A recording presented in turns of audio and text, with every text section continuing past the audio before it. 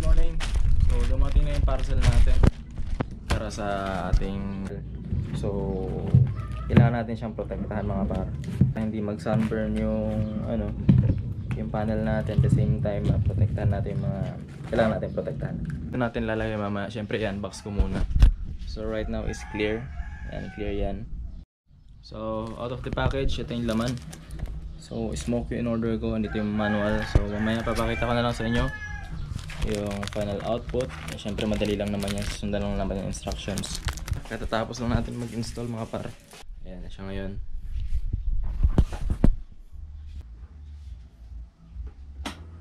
Ayan o. Ayan. So ito yung pinakamadilim. Pangalawa, this is the bright one. So far ayan o, parang lalagay lang siya ng shade na konti. So bumagay siya kasi black yung motor natin. Yan, pinatay ng black yung black na color, diba? All black, pogi. Para siyang tinted, para siyang semi tinted. So yun yung makikita nyo, hindi na siya clear.